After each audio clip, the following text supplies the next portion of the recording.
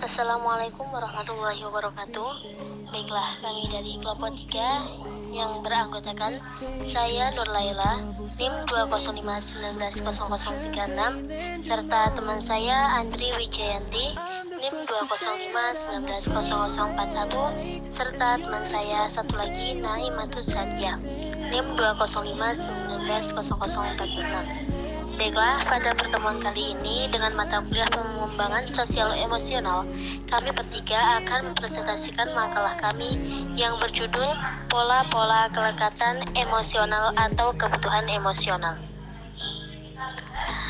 Perlu teman-teman sekalian ketahui bahwasanya kelekatan merupakan perilaku khusus pada manusia, berupa adanya kecenderungan dan keinginan dari seseorang untuk mencari nuansa kedekatan dengan orang lain yang dirasa nyaman dan mencari kepuasan batin dengan menjalani hubungan dengan orang yang dimaksud. Menurut pendapat lain, menyebutkan bahwasanya kelekatan ini memiliki nilai adaptif pada bayi. Hal ini adalah untuk memastikan bahwa kebutuhan psikososial dan fisiknya terpenuhi. Orang yang dipilih anak inilah yang kemudian disebut sebagai figur lekat dan ibu. Figur lekat dan ibu adalah figur lekat utama. Untuk yang kedua, adapun macam-macam kelekatan. Macam-macam kelekatan itu ada 3 pola utama kelekatan yang terbentuk dari interaksi antara orang tua dan anak. Menurut Ainsworth, yaitu yang pertama, kelekatan jasmani merupakan kategori yang paling utama. Pada pola ini, anak merasa aman dengan keberadaan seorang ibu. Bagi anak, ibu dipercaya sebagai figur yang penuh dengan kasih sayang, sensitif terhadap perasaan anak, dan responsif terhadap kebutuhan anak. Ibu akan selalu mendampingi, bersiap sedia untuk menolong kapanpun anak membutuhkan, terutama dalam situasi yang tidak menyenangkan seperti cemas, merasa terancam, maupun takut. Adapun macam-macam yang kedua, yakni penghindaran. Pada pola menghindar, anak akan menghindar dengan melakukan penolakan terhadap kegiatan orang tuanya. Hal ini biasanya dikarenakan oleh sikap orang tua yang lebih dahulu selalu menghindar, bahkan cenderung menolak ketika anak membutuhkannya. Karena percaya diri anak akan hilang sebagai akibat tidak mendapat respon atau ditolak oleh orang tua saat anak membutuhkan dan mencari kasih sayang mereka. Jadi, anak akan bertingkah laku sebagaimana yang dilakukan oleh orang tua. Maka dari itu, kita bisa mengatakan bahwasanya orang tua merupakan contoh utama untuk tumbuh kembang seorang anak. Yang ketiga adalah ambivalent atau resentment. Pada pola ambivalent, sikap anak menjadi ragu-ragu bahwasanya ibunya dapat diandalkan saat dia sedang membutuhkan bantuan. Anak meyakini bahwa ibunya tidak akan segera merespon atau segera membantunya saat dibutuhkan. Akibatnya, rasa cemas cenderung lebih mudah dialami oleh anak, sehingga muncul rasa takut untuk ditinggal atau terpisah. Yang mana menjadikannya tidak mandiri atau tergantungan kepada orang-orang yang ada di sekelilingnya. Akan selalu menuntut untuk diperhatikan, akan selalu manja, tidak bisa percaya diri, bahkan mudah ketergantungan.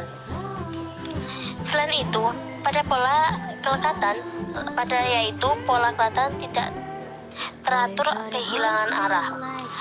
Pada pola ini, anak akan kehilangan strategi kohesif saat dia menghadapi situasi asing yang membuatnya stres.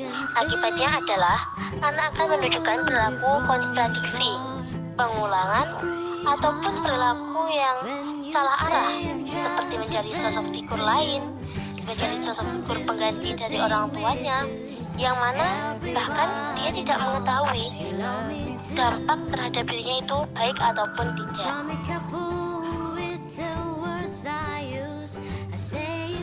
Selanjutnya adalah pengaruh figur lekat bagi perkembangan anak usia dini.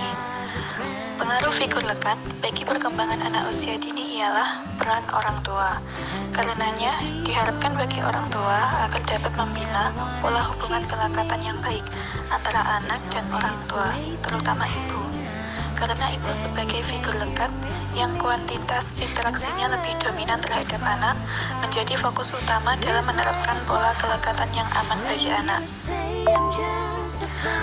Faktor-faktor yang mempengaruhi kelekatan. Yang pertama adalah perpisahan yang tiba-tiba antara anak-anak dengan pengasuh atau orang tua. Yang kedua, pengasuhan yang tidak stabil. Yang ketiga, sering berpindah tempat atau domisili. Yang keempat, ketidakkonsistenan cara pengasuhan. Yang kelima, problem psikologis yang dialami orang tua atau pengasuh utama. Dan yang terakhir adalah problem neurologis atau syaraf.